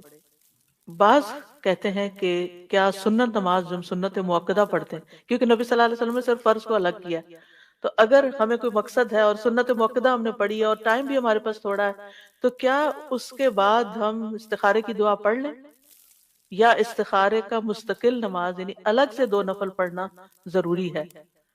بعض علماء کہتے ہیں کہ چونکہ من غیر الفریضہ کی بات آئی ہے تو اس سے پتہ چلتا ہے کہ سارے نوافل، سنت مؤکدہ، غیر مؤکدہ، تحیت المسجد، وضو کی سنتیں، اشراق، چاشت، یعنی تہجد، کسی بھی نماز کے بعد آپ استخارے کی دعا پڑھ سکتے ہیں، تو وہ استخارہ شمار ہو جائے گا، کفایت کر جائے گا۔ اس میں منع نہیں کیا گیا، کیونکہ منع کیا گیا فرض نماز کے لیے، کہ اس میں نہیں کر سکتے۔ اور جو یہ کہتے ہیں کہ نبی صلی اللہ علیہ وسلم نے فرمایا کہ 2 رکعت نماز ادا کرے اور پھر استخارہ کی دعا پڑھے، تو دوسرا گروہ کا اوپینین یہ ہے کہ مستقل 2 نفل پڑھنے چاہیے۔ اب یہ ہے کہ دونوں خیالات، یعنی دونوں خیالات نہیں، دونوں طرح کی آراء جو ہیں، اگر ان کو دیکھا جائے تو ان میں وسعت ہے۔ بعض اوقات انسان کے پاس اتنا ٹائٹ ٹائم ہوتا ہے، یا یہ کہ آپ بیٹھے ہیں اپنے اشراق کے نفل پڑھ کر، اتنے میں آپ کے ہسبینڈ آتے ہیں اور وہ کہتے ہیں یہ فلاں آفر آئی ہے، کیا خیال ہے؟ تو آپ نفل ہی پڑھ کے چکے ہیں اور آپ اسی وقت استخارے کی دعا پڑھ لیں، یعنی آپ کے پاس ٹائم کم ہے تو جو آلریڈی نفل ہے انہیں کوئی استخارے کے بنا لیں۔ یا یہ ہے کہ دن میں مثلا آپ کو صبح 4 رکعتیں آپ پڑھتے ہیں، تو 2 اس دن کے اشراق کے پڑھ لیں اور 2 آپ استخارے کی نیت سے پڑھ لیں۔ تو اس میں وسعت ہے، یعنی اس میں ہارڈ اینڈ فاسٹ رول نہیں دیا گیا کہ نہیں آپ یہ نہیں کر سکتے۔ پھر یہ کہ 2 رکعت پڑھنے کے بعد ہاتھ اٹھا کر دعا کرے، یعنی استخارے کی دعا ہاتھ اٹھا کر پڑھنی چاہیے۔ اب ایک اور سوال یہ ہے کہ کیا 2 رکعت پڑھے بغیر بھی استخارے کی دعا پڑھ سکتے ہیں؟ تو اصل بات تو یہی ہے کہ استخارے کی نماز ہوتی ہے، نماز کے بعد دعا کی جاتی ہے۔ بعض علماء کہتے ہیں سلام سے پہلے ہی پڑھ لیں دعا، بعض کہتے ہیں سلام کے بعد پڑھیں۔ تو یہ دعا نماز کے ساتھ منسلک ہے، لیکن اگر عورت نماز نہیں پڑھنے کی حالت میں پیریڈز کے دن ہے تو پھر اس کے لیے، یعنی جس کے لیے نماز ادا کرنا ممکن نہیں، مثلا آپ ٹریول کر رہے ہیں، آپ کو وضو کی بھی گنجائش نہیں، کچھ نہیں، کوئی ایسی چیز آ گئی جس میں آپ کو فیصلہ کرنا ہے، آپ دیر اینڈ دین بیٹھ کر استخارے کی دعا پڑھ لیتے ہیں کہ نماز پڑھنے کا موقع نہیں ہے، کوئی جگہ نہیں ہے، راستے میں بازار میں کچھ خریدنا چاہ رہے ہیں اور آپ کو یہ ہے کہ ابھی اسی چکر میں ہی میں یہ خرید کے لے جاؤں، آپ کو مثلا اپنے بیڈ چاہیے، آپ کسی اس دکان میں چلے جاتے ہیں، کسی مال میں چلے جاتے ہیں، آپ کو کوئی چیز پسند آ جاتی لیکن آپ سوچتے ہیں پتہ نہیں اب میرے ہسبینڈ کو پسند آئے گی یا نہیں، تو میں اب کیا کروں، کروں کہ نہ کروں، اور وہاں آپ کھڑے ہو کے نماز بھی پڑھنے کی جگہ نہیں، تو آپ کیا کر سکتے ہیں؟ ایٹ لیسٹ اگر آپ کے لیے دوبارہ آنا ممکن نہیں اور اسی وقت زیادہ کنوینئنٹ ہے کہ کچھ اور چیزیں بھی ہیں انہی کے ساتھ ٹرانسپورٹ ہو جائے گی یہ چیز بھی، تو استخارے کی کم از کم دعا پڑھ کر آپ خریدیں۔ جی وہ ڈیل کا آخری دن صحیح ہے۔ امام نووی فرماتے ہیں اگر وہ نماز پڑھنے سے معذور ہو تو صرف استخارے کی دعا کر لے۔ سوال یہ پیدا ہوتا ہے کہ نماز استخارہ میں کون سی صورتیں پڑھنی چاہیے؟ کوئی صورت مخصوص نہیں ہے، کوئی بھی صورت پڑھ سکتے ہیں، لیکن میں عام طور پر الم نشرح لک صدرک، یعنی دل کے اطمینان کے لیے وہ ایک تھوڑا سا کنیکشن بنتا ہے تو وہ پڑھ لیتی ہوں، لیکن کوئی ضروری نہیں ہے، اس کے لیے خاص نہیں ہے، آپ کی اپنی چوائس ہے، جو بھی پڑھیں۔ پھر اسی طرح یہ ہے کہ لوگوں کا یہ بھی سوال ہوتا ہے کہ کیا استخارے کا کوئی وقت مقرر ہے کہ اس وقت ہی استخارہ کیا جائے؟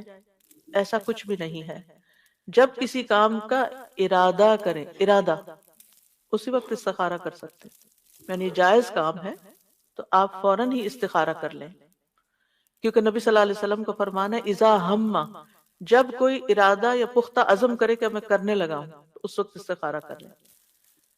ممنوع اوقات میں نماز استخارہ نہ پڑھیں۔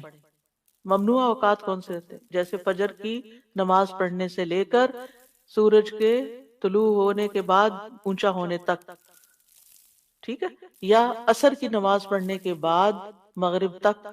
آپ نے نماز پڑھ لی اول وقت میں، اب مغرب تک نہیں پڑھے، مغرب کے بعد آپ نفل پڑھ لیں۔ عقبہ بن عامر کہتے ہیں 3 اوقات کے متعلق رسول اللہ صلی اللہ علیہ وسلم ہمیں منع فرمایا کرتے تھے کہ ہم ان میں نماز پڑھیں، یعنی نماز سے منع کرتے، یا ان اوقات میں اپنے مردوں کو دفن کریں جب سورج نکل رہا ہو، اندر باہر ہو، حتیٰ کہ بلند ہو جائے، عین دوپہر زوال کے وقت، حتیٰ کہ سورج ڈھل جائے، اور جب سورج غروب ہونے کے قریب ہو، حتیٰ کہ غروب ہو جائے، کیونکہ بہت سی قومیں سورج کی عبادت کرتی ہیں ان 3 اوقات میں، تو ہمیں اس لیے ان کی مخالفت کرنے کے لیے اور مشابہت سے بچنے کے لیے ان 3 اوقات میں عبادت سے، یعنی صرف نماز اور مردوں کو دفن کرنا۔ بعض لوگ تو قرآن پڑھتے پڑھتے بند کر کے رکھ دیتے ہیں، یہ میں نے خود دیکھا، یہ کیا بھائی، کہتے ہیں زوال کا وقت ہو گیا۔ ہمیں قرآن پڑھنے سے منع نہیں کیا گیا، ہمیں ذکر کرنے سے منع نہیں کیا گیا، صرف نماز اور مردوں کا دفن کرنا ان اوقات میں منع ہے۔ ہاں اگر کوئی ایسی مشکل آ گئی ہے کہ جس میں اتنا انتظار نہیں کیا جا سکتا، مثلاً آپ کو ڈاکٹرز کہہ رہے ہیں کہ وینٹیلیٹر پہ ڈالنا ہے کہ نہیں ڈالنا، کانسنٹ دے دیں، اب آپ عصر پڑھ چکے ہیں اور مغرب تک کافی وقت ہے، اور جو بیچارہ بیمار ہے اس کی جان پہ بنی ہوئی ہے، مغرب تک انتظار نہیں کر سکتے، بھائی ابھی بتاؤ ڈالنا کہ نہیں ڈالنا؟ آپ کیا کریں گے؟ استخارہ کریں گے اور اس کے بعد فیصلہ کریں گے۔ یعنی اگر کسی ایسے کام کے لیے ایمرجنسی کی کوئی کیفیت آ گئی ہے اور آپ کو استخارے کی ضرورت ہے تو پھر آپ اسی ممنوع وقت میں بھی پڑھ کے آپ استخارہ کی یا تو دعا پڑھ لیں کم از کم، یا پھر نفل پڑھ کے دعا کر کے آپ فیصلہ کر لیں، اور جس چیز کو مؤخر کر سکتے ہیں اس کو آپ مؤخر کریں۔ استخارے کی دعا ہے اللہم انی استخیرک بعلمک واستقدرک بقدرتک واسألک من فضلک العظیم فإنك تقدر ولا أقدر وتعلم ولا أعلم وأنت علام الغيوب اللهم إن كنت تعلم أن هذا الأمر خير لي في ديني ومعاشي وعاقبة أمري فاقدره لي وَإِن كُنتَ تَعْلَمُ أَنَّ هَذَا الْأَمْرَ شَرٌّ لِّي فِي دِينِي وَمَعَاشِي وَعَاقِبَةِ أَمْرِي فَاصْرِفْهُ عَنِّي وَاصْرِفْنِي عَنْهُ وَاقْدُرْ لِي الْخَيْرَ حَيْثُ كَانَ ثُمَّ رَدِّنِي بِهِ۔ تھوڑے سے الفاظ کے فرق کے ساتھ اور دعا بھی ہے، لیکن بیسیکلی یہی دعا ہے۔ سب سے پہلے استخیرک، میں آپ سے خیر مانگتا ہوں اے اللہ کہ تو ان کاموں میں سے بہتر چیز کی طرف میری رہنمائی کر دے۔ استقدر کا مطلب ہے، پہلے میں سارا ترجمہ پڑھ دیا ترجمہ۔ اے اللہ میں تجھ سے تیرے علم کی بدولت خیر طلب کرتا ہوں، اور تیری قدرت کی بدولت تجھ سے طاقت مانگتا ہوں، اور تیرے فضل عظیم کا سوال کرتا ہوں۔ بے شک قدرت تو ہی رکھتا ہے، مجھے کوئی قدرت نہیں، اور تو جانتا ہے اور میں کچھ نہیں جانتا، اور تو تمام پوشیدہ باتوں کو جاننے والا ہے۔ اے اللہ اگر تو جانتا ہے کہ یہ کام، اور کام کا یہاں نام لیں، صرف یہ کام نہ کہیں بلکہ فلاں جگہ شادی کرنا بچے کی، یا کوئی اور کام، یہ بزنس کرنا، یہ جاب لینا، بولیں اس لفظ کو، اردو میں بول دیں بے شک، میرے دین، میری دنیا اور میرے کام کے انجام کے اعتبار سے میرے لیے بہتر ہے تو اسے میرے لیے نصیب کر، اور اگر تو جانتا ہے کہ یہ کام میرے دین، میری دنیا اور میرے کام کے انجام کے اعتبار سے برا ہے تو اسے مجھ سے ہٹا دے، اور مجھے بھی اس سے ہٹا دے، اور میرے لیے خیر مقدر کر دے جہاں بھی وہ ہو، پھر اس پر مجھے راضی کر دے، اس پر مجھے راضی کر دے، کیونکہ اس وقت پھر یہ خیال آنا کہ اوہ فلاں بہتر تھا، تو یہ انسان کے اطمینان کو ختم کر دیتا ہے۔ تو استخیرک، میں تجھ سے خیر طلب کرتا ہوں کہ جو زیادہ فائدہ مند چیز ہے میں اس کی طرف جاؤں۔ استقدرک، میں سوال کرتا ہوں کہ تو مجھے اپنی خاص قدرت کے ساتھ اس کام کو کرنے کی قدرت عطا فرما، یعنی میرے لیے اس خیر کو مقدر کر دے جو تو نے، جس پہ تو قادر ہے۔ اور وَأَسْأَلُكَ مِن فَضْلِكَ الْعَظِيمِ، میں تجھ سے بہت بڑے فضل کا سوال کرتا ہوں، کیونکہ اللہ کی طرف سے جو کچھ بندے کو ملتا ہے وہ دراصل کیا ہے؟ اللہ کا فضل ہے، ہمارا حق نہیں ہے۔ اور پھر فَإِنَّكَ تَقْدِرُ وَلَا أَقْدِرُ، اس میں کس بات کا اظہار ہے؟ کہ قدرت ساری کی ساری، فیصلے کا اختیار سارے کا سارا صرف اللہ رب العزت کو ہے۔ وَتَعْلَمُ وَلَا أَعْلَمُ، تو جانتا ہے میں نہیں جانتا، اپنی جہالت کا اقرار کر کے، اپنی کمزوری کا اعتراف کر کے، اپنی محتاجگی کا اقرار کر کے اللہ تعالیٰ کے آگے عجز و انکساری کرنا، یہ اللہ تعالیٰ کو پسند ہے۔ وَأَنْتَ عَلَّامُ الْغُیُوبِ، اور تو خوب خوب جانتا ہے سارے غیبوں کو، کوئی چیز تجھ سے چھپی ہوئی نہیں، کوئی چیز تجھ سے پوشیدہ نہیں۔ اللہم ان کنت تعلم، اے اللہ اگر تیرے علم میں ہے، اور اس میں کوئی شک نہیں کہ اللہ سب کچھ جانتا ہے۔ یہ عربوں کے کہنے کا ایک طریقہ ہے، ایک زبان کا اسلوب ہے، اس کا یہ مطلب نہیں کہ اگر تو نہیں جانتا تو نعوذ باللہ، یہ نہیں ہے مطلب۔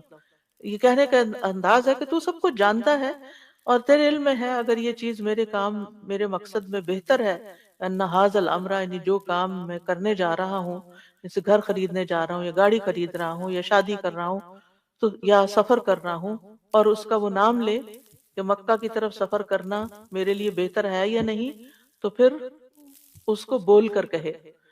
اور بعض اہل علم کہتے ہیں کہ اگر وہ اس کو کہنا ہی نہیں آ رہا تو دل میں جو ہے ادھر ہی اشارہ کرے کہ یا اللہ جو میرے دل میں جو میں چاہتا ہوں اگر وہ میرے لیے بہتر ہے تو یہ بھی کر سکتے ہیں، لیکن افضل کیا ہے الفاظ بھی بولے جائیں۔ نہیں بول سکتے تو پھر نیت تو کریں، یہ نہیں کہ سوچا سمجھا ہی نہیں اور بس رٹا ماری ہوئی دعا پڑھ کے استخارہ کر لیا، یہ نہیں ہونا چاہیے۔ پھر خیر لی فی دینی و معاشی وعاقبت امری، دین، معاش اور انجام، کیونکہ بعض فیصلے میں بڑے اچھے لگتے ہیں لیکن دین کے لحاظ سے اچھے نہیں، مسجد سے بہت دور گھر خرید رہے ہیں، اچھا نہیں۔ اسی طرح ایک جاب چھوڑ کے دوسری لے رہے ہیں حالانکہ وہ اچھی نہیں کیونکہ اس میں حرام انوالو ہے۔ پھر اسی طرح انجام کے اعتبار سے بعض چیزیں آج اچھی ہیں لیکن کل یہ سٹاکس اچھے نہیں نکلنے والے، تو اللہ تعالیٰ ہمیں ان سے پھیر دے۔ عاقبت امری، تو دین کو سب سے پہلے مقدم کیا گیا ہے کہ سب سے پہلے فیصلہ کرتے ہوئے انسان اپنے دین کی فکر کرے، دین کی خیر سمجھے کہ یہ فیصلہ میرے دین میں کیسا رہے گا، اور پھر اس کے بعد باقی چیزیں، کیونکہ اگر وہ انسان چاہتا بھی اور وہ کام نہیں ہوا، دعا نہیں قبول ہوئی، تو پھر یہ کہ دل میں کچھ باقی نہ رہے. فصرف عنی وصرفنی عنہ، اس کو بھی دور کر دے مجھ سے اور مجھے بھی اس سے دور کر دے. کیونکہ ہوتا یہ ہے کہ مثلا ایک لڑکا کہیں شادی کرنا چاہتا ہے اور وہ استخارہ کر رہا ہے کہ یہاں شادی ہو جائے اور وہ نہیں ہوتی، لیکن اس لڑکی کا خیال دل سے نہیں نکال پا رہا، تو کیا کرنا چاہیے؟ یہ دعا کرنی چاہیے کہ انہیں پھیر دے مجھے اس سے. کوئی گھر خریدنا چاہ رہا ہے اور اس کو بڑا ہی پسند آ گیا ہے اور وہ اس کے خوابوں میں سما گیا ہے اور وہ امیجنیشن میں بھی وہاں گھوم پھر رہا ہے، لیکن وہ ڈیل ہی نہیں ہو سکی. اب کیا ہے؟ فصرف عنہ وصرفنی عنہ، اللہ میرا دھیان ادھر سے ہٹا دے. کیونکہ یہ چیز پھر انسان کو بے چین کیے رکھتی ہے. اب کیا ہوتا ہے اس کا نقصان؟ آپ نے اس کے بجائے کوئی اور گھر خرید بھی لیا، رہے اس میں رہے فزیکلی، اور سوچ اس کا وہ پرانے گھر میں رہے، یعنی وہ جو دوسرا آپشن تھی اس پہ رہے. تو یہ چیزیں انسان کو خلل ڈالتی ہیں انسان کے اندر. تو کتنی خوبصورت دعا سکھائی گئی کہ اللہ پھر اس کا دھیان بھی ہٹ جائے. وقدر لی الخیر حیث کان، خیر جہاں بھی ہے میرے مقدر میں کر دے. یعنی تقدیر تو ہی بدل سکتا ہے. ثم ردنی بھی یا اردنی بھی، اللہ پھر اس کے بعد جو تو میرے لیے فیصلہ کرے مجھے اس پر راضی بھی کر دے، اطمینان بھی دے دے اور اس کا دل پرسکون ہو جائے. اب استخارہ کرنے کے بعد کیا کیا جائے؟ کہ کیا استخارہ غیب کا علم ہے جو آپ کو مل جاتا ہے، یا آپ کسی غیب کو جاننے کا سوال کر رہے ہیں؟ نہیں، یہ دراصل اللہ پر یقین اور بھروسے کی علامت ہے. اور آپ نے دعا کر کے جو ارادہ کر لیا جس کام کا، وہ کر جائیے. فَإِذَا عَزَمْتَ فَتَوَكَّلْ عَلَى اللَّهِ إِنَّ اللَّهَ يُحِبُّ الْمُتَوَكِّلِينَ. جب آپ کسی کام کا پختہ ارادہ کر لیں تو اللہ پہ بھروسہ کریں اور کام شروع کر دیں، کیونکہ اللہ تعالیٰ توکل کرنے والوں کو پسند کرتا ہے. اب استخارے کا جواب کیسے معلوم ہوگا؟ وہ کام آسان ہو جائے گا جو آپ کرنا چاہ رہے ہیں، وہ آپ کے لیے رستہ بن جائے گا. شر ہو تو اللہ تعالیٰ پھیر دے گا. تو اس کام میں آسانی آنا اور اس کام کے ہوتے چلے جانا، یہ اس کی بہتری کی علامت ہے. مثلاً اور اگر کوئی رکاوٹ آ گئی ہے تو اس کا مطلب وہ ٹھیک نہیں. ویسے کسی نے شادی کے لیے استخارہ کیا اور اس کے بعد رشتہ ہی ٹوٹ گیا، جو تھوڑی بہت بات چل رہی تھی وہ بھی ختم ہو گئی. تو سوچا جائے کہ اسی میں کوئی بھلائی ہوگی، اسی میں بہتری ہوگی، شیطانی وسوسوں کا شکار نہ ہو انسان. اور استخارے کے بعد جس کام پر شرع صدر ہو وہ کر لیا جائے. مثلا دو کام ہے اور ان میں سے ایک پر ذرا دل کا اطمینان ہو رہا تو اس طرف آپ چلے جائیں. اگر انسان متردد ہے، ابھی بھی کچھ فیصلہ نہیں کر پا رہا، نان ڈیسائسو، تو دوبارہ استخارہ کر لیں، پھر تیسری دفعہ استخارہ کر لیں اور اس کے بعد کسی صاحب بصیرت سے مشورہ کریں. اب آپ نے اپنا کام کر لیا، کوشش بھی کر لی اور دعا بھی کر لی، اب مشورہ کریں. مشورے کے بعد جو چیز آپ کو بہتر لگے پھر وہ کر جائیں. یاد رکھیے استخارے کا تعلق خواب سے نہیں. ایک رات میں انسان 3-4 خوابیں دیکھتا ہے، اس میں سے کس کو آپ کہیں گے استخارے کا جواب ہے؟ تو خوابوں پہ مت جائیں. ٹھیک ہے، مبشرات ہیں، خوشخبریاں ہوتی ہیں. اگر آپ نے استخارہ بھی کیا ہوا تھا اور آپ کو کوئی اچھی سی خواب آ گئی تو آپ اس سے ایک اچھا شگون لے سکتے ہیں، انشاءاللہ اچھا ہوگا، اچھی چیز دیکھی ہے. لیکن یہ کوئی حتمی بات نہیں ہے. یعنی بعض لوگ کہتے ہیں ہم نے استخارہ کیا، ہمیں خواب بھی بہت اچھا ہے لیکن نتیجہ اچھا نہیں آیا.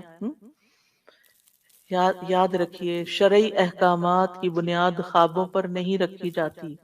جب بھی استخارہ کریں تو توکل کریں، جب ارادہ کریں تو پیش قدمی کریں. بعض اوقات انسان استخارے کے ساتھ اس کی اپنی خواہش بھی بیچ میں شامل ہو جاتی ہے، جو اس کے دل کی خوشی ہوتی ہے کوئی یا مرضی ہوتی ہے وہ بھی بیچ میں آ جاتی ہے. جی بعد میں جی. تو اس میں یہ ہے کہ یعنی استخارے سے پہلے جس کام کا شرح صدر ہو چکا ہے اور اس میں انسان کی طاقت اور خواہش کا دخل ہے، یعنی خواہش بیچ میں شامل ہے، تو پھر وہ کام نہ کرے کہ اصل میں تو آپ کی خواہش ہے جو کروا رہی ہے. پھر اسی طرح استخارہ کرنے سے پہلے اپنے دل کو خالی کریں، یعنی جو آپ کی کسی چیز کی طرف انکلینیشن ہے اس کو پہلے ہٹائیں. ایک رشتہ ماں باپ بتا رہے ہیں اور ایک آپ نے خود پسند کیا ہوا ہے، تو آپ دونوں کو پہلے دل سے نکالیں، پھر دعا کریں، پھر اس کے بعد فیصلہ کریں مشورے کے بعد. اور پھر اسی طرح یہ ہے کہ کیا استخارہ ایک سے زیادہ بار کیا جا سکتا ہے؟ جی ہاں، ایک سے زیادہ بار بھی کرنا درست ہے. کیا کسی دوسرے کی طرف سے استخارہ کیا جا سکتا ہے؟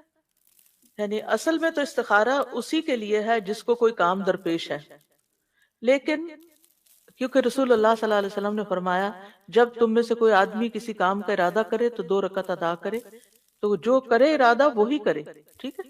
اب جیسے شادی کا معاملہ نا، بچے کی شادی ہے تو بچہ خود بھی لازمن کرے اور آپ بھی کر لے کہ کیا میں بچے کے لیے فیصلہ کر لوں، تو اس صورت میں آپ اس کی طرف سے نہیں کر رہے، آپ اپنے ڈیسیژن کے اعتبار سے کر رہے ہیں کہ میں یہ ڈیسیژن لوں کہ نہیں، اور بچہ اپنی طرف سے کرے کہ کیا یہ رشتہ میرے حق میں بہتر ہے کہ نہیں۔ کیونکہ آپ دیکھیے کہ آپ کے حصے کی نماز کوئی دوسرا نہیں پڑھ سکتا، روزہ کوئی رکھ لے گا، صدقہ کوئی آپ کی طرف سے کر دے گا، حج عمرہ بھی کوئی آپ کی طرف سے کر دے گا، لیکن نماز کوئی آپ کے لیے نہیں پڑھ سکتا۔ اس لیے یہ استخارے کروانے کا سلسلہ ختم کر دیں۔ یہ بہت رواج عام ہو گیا ہے، وہ فلاں بزرگ سے استخارہ کروا لیا، تم میرے لیے کر دو، فلانا فلانا کر دو۔ بھئی کوئی آپ کی نماز نہیں پڑھ سکتا، آپ کو خود اپنے لیے نماز پڑھ کے دعا کرنی۔ مثلا یہ تو نہیں ہو سکتا دو لوگ مسجد میں آئے، ایک کہتا میں ذرا بیٹھ رہا ہوں، میں تھک گیا ہوں، تو میری تحیت المسجد تم پڑھ دو۔ یہ کیسے؟ کوئی اور آپ کے لیے کیسے پڑھ سکتا ہے؟ پھر استخارے کے لیے کسی کاہن نجومی کے پاس نہیں جانا چاہیے، کیونکہ جو ایسا کرے گویا اس نے محمد صلی اللہ علیہ وسلم پر نازل ہونے والی شریعت سے کفر کیا۔ اچھا، بعض اوقات ایک اور چیز بھی ہے کہ استخارہ بھی کیا، مشورہ بھی کیا، اور شادی کی، بعد میں طلاق ہو گئی، کاروبار کیا، نقصان ہو گیا۔ اب ہم سمجھ رہے ہیں ہمارا تو بڑا نقصان ہے، یہ تو استخارہ ہی ٹھیک نہیں نکلا، اس طرح کی باتیں کرتے ہیں۔ استخارہ ٹھیک نہیں، وہ استخارے میں کوئی خرابی نہیں تھی، بات یہ ہے کہ یہ طلاق ہونا ہی تمہارے حق میں بہتر تھا، اور تمہیں اللہ تعالیٰ نے اس رستے سے گزارا، یہ تمہیں کچھ سکھانے کے لیے تھا۔ بعض اوقات انسان کی زندگی سٹیگنٹ ہوتی ہے نا، اس کو ہوش نہیں آتی، سمجھ نہیں آتی، اس کی زندگی میں کوئی ایسا شخص آتا ہے جو اس کو خوب ستاتا ہے، اس کو انسان بنا دیتا ہے، اور پھر وہ چلا جاتا ہے سبق سکھا کے۔ یہ صرف ایک سناریو۔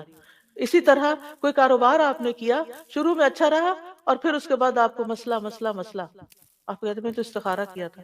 ہو سکتا ہے اس میں کوئی ایسا ایلیمنٹ شامل ہو گیا ہو کہ اللہ تعالیٰ نہیں چاہتا اس کی وجہ سے آپ کی آخرت خراب ہو، پھر کیا ہوا؟ وہ آپ کے حق میں اچھا ہی ہے۔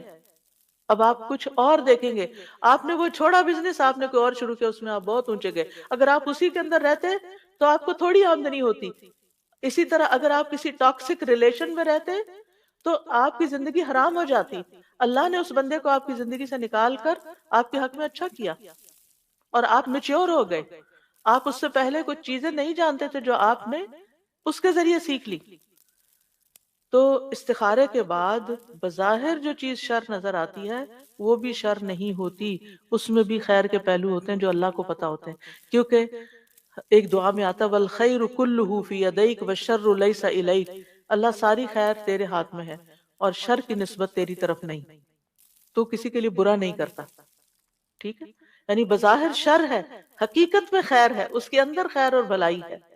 اسی طرح بعض اوقات انسان کی زندگی میں استخارے کے بعد بھی کوئی ایسا حادثہ ہو جاتا ہے جو اس کو بہت دکھ دے جاتا ہے، بہت تکلیف دے جاتا ہے، وہ کوئی چیز انسان کو پریشان کر جاتی ہے، وہ آزمائش ہوتی ہے۔ اس میں آپ دیکھیے حدیث میں آتا ہے جب اللہ کے ہاں کسی بندے کا مقام اور مرتبہ اس درجے سے آگے بڑھ جاتا ہے، جب اس کا آگے نہیں بڑھتا، جب جہاں تک اس کا آگے بڑھ جاتا ہے جہاں اس کا عمل نہیں پہنچتا، تو اللہ تعالیٰ اسے جسمانی یا اولاد یا مالی آزمائش میں مبتلا کر دیتا ہے، پھر اس پر وہ صبر کرتا ہے یہاں تک کہ وہ اس درجے تک جا پہنچتا ہے جو اس کے لیے طے ہو چکا ہوتا ہے۔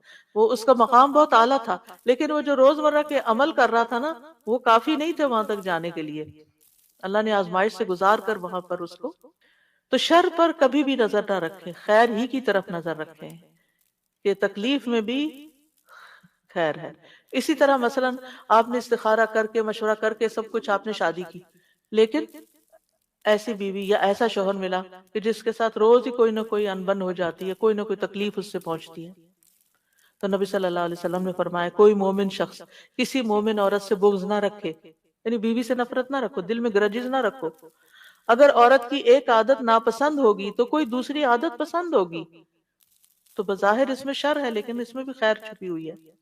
پھر یہ کہ استخارے کے بعد جو معاملات ہوں ان پر راضی رہنا چاہیے، یہ نہیں اللہ تعالیٰ کو بلیم نہیں کرنا چاہیے کہ میں نے تو اللہ سے مشورہ کر کے یہ کیا تھا اور یہ کیا ہو گیا، یہ الفاظ بھی منہ سے نہیں نکالنے چاہیے۔ اور پھر آپ دیکھیے چیزوں کو ان کے الٹیمیٹ انجام کے مطابق دیکھنا چاہیے، اس لحاظ سے دیکھنا چاہیے۔ اور الٹیمیٹ انجام کسی بھی چیز کا کہاں ہے؟ دنیا میں۔ وہ چیز آپ کی آخرت کے لیے کیسی ہوئی یہ دیکھنا چاہیے۔ حدیث میں آتا ہے دنیا کی لذت آخرت کی کڑواہٹ ہے، اور دنیا کی تلخی آخرت کی لذت ہے۔ سبحان اللہ، اگر یہ بات یاد رہے تو ہماری زندگی میں جتنی بھی تلخیاں، جتنی بھی کڑواہٹیں، وہ ہمیں کڑواہٹ ہی نہ لگے، کیونکہ وہ ہماری آخرت کی مٹھاس ہے۔ کوئی چیز ہوتی ہے نا انسان کو زندگی میں ہر وقت بادر کیے رکھتی ہے، جو وہ کوئی چیزیں ہوتی ہیں آپ ان سے انٹریکٹ کریں، مثلا کوئی انسان ہے، آپ ان سے انٹریکٹ کریں تب بھی آپ تکلیف میں، آپ ان سے الگ ہوں تب بھی آپ تکلیف میں۔ مثلا بچے ہی ہوتے ہیں نا بعض اوقات کہ آپ کے پاس بیٹھتے ہیں تو کوئی ایسی بات کریں گے تو آپ کو تکلیف دے گی، وہ دور جاتے ہیں تو دور رہنے کی وجہ سے آپ کسی حال میں بھی راضی نہیں، اب یہ چیز آپ کو بادر کر رہی ہے، بادر کر رہی ہے، اب آپ سوچتے ہیں کہ یہ میرے ساتھ، میری تو قسمت پھوٹ گئی، کبھی یہ جملہ نہ بھولیں، نہیں، یہ اللہ کا فیصلہ تھا۔ اللہ سبحانہ تعالیٰ نے آپ کو اس امتحان سے گزارا ہے کیونکہ وہ اس کے بدلے میں آپ کو آخرت میں مٹھاس دینا چاہتا ہے، آخرت میں مٹھاس دینا چاہتا ہے۔ یہ دنیا کی کڑواہٹ میری آخرت کی مٹھاس ہے، اس جملے کو پکا کر لیں اپنے دماغ میں۔ جہاں کہیں تکلیف پیش آئے سوچیں یہ میری آخرت کی مٹھاس ہے، اللہ نے مجھے اس کا بدلہ وہاں دینا ہے، تو آپ کو کوئی بھی چیز بری نہیں لگے گی۔ اور ویسے بھی انما الاعمال بالخواتیم، عمل کا دار و مدار تو خاتمے پر ہے، اینڈ کہاں پر ہوا، نتیجہ کیا نکلا، یعنی آخرت میں اس کا انجام کیا ہوا۔ یہ تو تھا استخارہ۔ مختصراً خیر کے حصول کی کچھ اور دعائیں بھی ہیں، جن میں سب سے پہلے تو یہی ربی انی لما انزلت الی من خیر فقیر، اور اسی طرح اللہم استہدیک لارشد امری واعوذ بک من شر نفسی، اے اللہ میں تجھ سے اپنے معاملات میں رشد و ہدایت کا طلبگار ہوں اور اپنے نفس کے شر سے تیری پناہ میں آتا ہوں۔ تو یہ دعا بھی بہت خوبصورت ہے۔ اسی طرح ہر طرح کی خیر پانے کا سوال، اللہم انی اسألک من الخیر کلہ عاجلہ وآجلہ ما علمت منہ وما لم اعلم، اللہم انی اسألک من خیر ما سألک عبدک ونبیک محمد صلی اللہ علیہ وسلم واعوذ بک من شر ما عاذ منہ عبدک ونبیک، اللہم انی اسألک الجنہ، اللہم انی اسألک الجنة وما قرب الیہا من قول او عمل واسألک ان تجعل کل قضاء تقضیہ لی خیرا، اے اللہ میں تجھ سے ہر خیر کا سوال کرتا ہوں۔ حضرت عائشہ کہتی ہیں کہ نبی صلی اللہ علیہ وسلم نے خود انہیں یہ دعا سکھائی تھی، ایک دعا حضرت ابو بکر کو بھی سکھائی تھی۔ تو ہم اپنے پیاروں کو، حضرت عائشہ نبی صلی اللہ علیہ وسلم کو بہت پیاری تھی، کسی نے پوچھا آپ کو سب سے پیارا انسان کون لگتا ہے تو آپ نے فرمایا عائشہ، اور اس کے بعد کون؟ فرمایا عائشہ کا باپ۔ تو جس سے انسان کو محبت ہو تو اس محبت کا تقاضا ہے کہ اس کو بہترین چیز دے، اور وہ بہترین چیز کیا ہو سکتی ہے؟ جس میں دنیا اور آخرت کی خیر کا سوال ہے، جو یہ دعا آپ نے حضرت عائشہ کو سکھائی۔ تو اپنے بچوں کو بھی یہ دعا سکھانی چاہیے، اپنے پیاروں کو سکھانی چاہیے کہ اے اللہ میں تجھ سے ہر خیر کا سوال کرتا ہوں، ہر خیر کا، خواہ وہ فوری ہو یا تاخیر سے ہو، خواہ میں اسے جانتا ہوں یا میں جانتا نہیں، میں تو خیر مانگ رہا ہوں۔ اے اللہ میں تجھ سے ہر اس خیر کا سوال کرتا ہوں جس کا سوال تجھ سے تیرے بندے اور تیرے نبی محمد صلی اللہ علیہ وسلم نے کیا۔ کیا ان سے زیادہ بھی کوئی جانتا ہے کہ خیر کا سوال کس چیز کا ہے، یعنی خیر کیا ہو سکتی؟ انہوں نے ہر خیر کا سوال کیا۔ اور ہر اس شر سے تیری پناہ میں آتا ہوں جس سے تیرے بندے اور تیرے نبی نے پناہ مانگی ہو۔ اے اللہ میں تجھ سے جنت اور اس کے قریب کر دینے والے ہر قول اور عمل کا سوال کرتا ہوں، اور جہنم اور اس کے قریب کرنے والے ہر قول اور عمل سے تیری پناہ مانگتا ہوں، اور میں تجھ سے سوال کرتا ہوں کہ تو میرے لیے جو فیصلہ بھی کرے وہ خیر کا فیصلہ فرما، یعنی میری زندگی میں جو بھی فیصلے ہوں، جو بھی میری تقدیر کے فیصلے ہوں، تیرے ہاتھ میں تو ان میں خیر جاری کر دے۔ پھر اسی طرح صبح شام کی دعاؤں میں سے جو دعا ہے، جیسے شام کی دعا ہے امسینا و امس الملک للہ والحمد للہ لا الہ الا اللہ وحدہ لا شریک لہ لہ الملک و لہ الحمد وہو علی کل شیء قدیر رب اسألک خیر ما فی ہذہ اللیلۃ و خیر ما بعدہا۔ اور صبح کے وقت آپ کیا پڑھتے ہیں؟ اسألک خیر ما فی ھذا اليوم و خیر ما بعدہ، اور شام میں واعوذ بک من شر ما فی ھذہ اللیلۃ و شر ما بعدہا، اللہ اس رات کے شر اور جو اس کے بعد ہے اس سارے شر سے بچا لے۔ اور اسی طرح دن کے لیے بھی، دن کے شر اور دن کے بعد جو آ رہے اس کے شر سے بھی بچا۔ یہ جو بندہ صبح شام یہ دعائیں پڑھتا رہے انشاءاللہ ہر شر سے بچا لیا جائے گا اور خیر نصیب ہوگی۔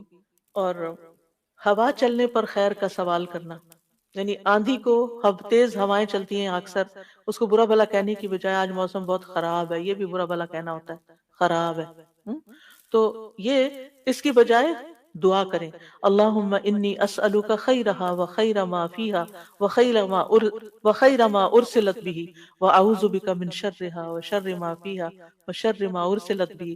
اے اللہ میں تجھ سے اس ہوا کی بھلائی مانگتا ہوں اور جو کچھ اس میں ہے اس کی بھلائی، اور جو اس کے ذریعے بھیجا گیا ہے اس کی بھی بہتری مانگتا ہوں، اور اس کے شر اور جو کچھ اس میں ہے، اور اس کے شر اور جو جس کے ساتھ یہ بھیجا گیا اس سے بھی میں پناہ مانگتا ہوں، جو کچھ اس میں ہے اور اس کا شر اور جو اس کے ساتھ بھیجا گیا سب کے شر سے۔ ہے تو ہوا کے بارے میں دعا، لیکن آپ اگر اپنے گھر کا کوئی اپلائنسز بھی خریدتے ہیں نا، تو آپ کے دل میں اگر یہ پریشانی آتی، میں نے کچن میں دعا لگا کے یہ کارڈ چھپائے گئے تھے ایک دفعہ ہوا کے لیے، تو لگا سامنے رکھو، جس چیز کا بھی مجھے آتا ہے نا کہ پتہ نہیں اس میں خیر ہے کہ شر ہے، تو میں یہ دعا پڑھ لیتی ہوں کہ اے اللہ میں اس چیز کے خیر کا سوال کرتی ہوں، اور جو اس کے اندر خیر ہے اس کا سوال کرتی ہوں، اور جس خیر کے ساتھ یہ بھیجی گئی اس کا سوال کرتی ہوں، اور اسی طرح شر سے بچنے کے لیے دعا۔ تو اتنی ٹھنڈک پڑ جاتی ہے، دل کو پریشانی ختم ہو جاتی ہے کہ جو اس کے اللہ نے اس میں جو خیر رکھی ہے اللہ دے دے گا، اور جو شر ہے اللہ اس سے بچا لے گا۔ اور اسی طرح سواری یا بیوی کے خیر کا سوال بھی سکھایا گیا ہے، اللہم انی اسألک من خیرہا وخیر ما جبلت علی واعوذ بک من شرہا وشر ما جبلت علی۔ اے اللہ میں تجھ سے اس کی خیر مانگتا ہوں اور اس کی پیدائشی عادتوں کی بھلائی چاہتا ہوں۔ کچھ پیکج ہوتے ہیں نا انسان کے ساتھ ہی ہوتے ہیں، عورت ہو مرد دونوں کے لیے ہو سکتا ہے، کہ وہ ان کی عادتیں ہوتی ہیں، آپ بدل نہیں سکتے ان کو، انہوں نے زندگی گزاری ہوتی ہے ان کے ساتھ، اور آپ خواہ مخواہ ہر وقت ٹینشن کا شکار ہیں، انہوں نے نہیں بدلنا، آپ کو بدلنا، ایکسپٹ کریں کہ یہ ایسے ہی ہیں، تو آپ کی زندگی آسان ہو جائے گی۔ تو اس صورت میں پھر یہ دعا کرنی چاہیے، اور تیری پناہ مانگتا ہوں اور اس کے شر سے اور اس کی پیدائشی عادتوں کے شر سے تیری پناہ مانگتا ہوں۔ اور نبی صلی اللہ علیہ وسلم نے فرمایا جب میں تم میں سے کوئی بیوی حاصل کرے یا خادم لائے گھر میں یا جانور لے کر آئے یا کوئی مطلب جو پھر وہی بات جیسے میں کہہ رہی ہوں کہ اپلائنسز کو لے کر آئے ہیں، تو اب آپ بکریاں تو خریدنے سے رہے، لیکن یہ کہ تو ایسے موقعوں پر یہ دعا پڑھنی چاہیے۔ پھر اسی طرح لباس پہنتے وقت جو دعا ہے، اللہم لک الحمد انت کسوتنیہ اسألک من خیرہ وخیر ما صنع لہ واعوذ بک من شرہ وشر ما صنع لہ۔ اے اللہ سب تعریفیں تیرے لیے، تو نے ہی یہ مجھے پہنایا، میں تجھ سے اس کی خیر اور جس کے لیے یہ کپڑا بنایا گیا اس کی خیر کا سوال کرتا ہوں، اور اس کی برائی اور جس کے لیے یہ بنایا گیا اس کی برائی سے تیری پناہ چاہتا ہوں۔ پھر اسی طرح کھانے کے بعد خیر کی دعا کرنا، اللہم بارک لنا فی وَأَطْعِمْنَا خَيْرًا مِّنْهُ، اللہم بارک لنا فی وَأَطْعِمْنَا خَيْرًا مِّنْهُ، اے اللہ ہمیں اس میں برکت عطا کر اور ہمیں اس سے بہتر کھانا کھلا، اور دوسروں کو خیر کی دعا دیتے رہا کریں، جزاک اللہ خیرا۔ اور اسی طرح شادی کی دعا جو ہے وہ بھی بارک اللہ لک و بارک علیک و جمع بینکما فی خیر، اللہ تمہیں برکت دے اور اس برکت کو تم پہ قائم رکھے اور تم دونوں کو خیر پر جمع رکھے۔ وآخر دعوانا ان الحمد للہ رب العالمین۔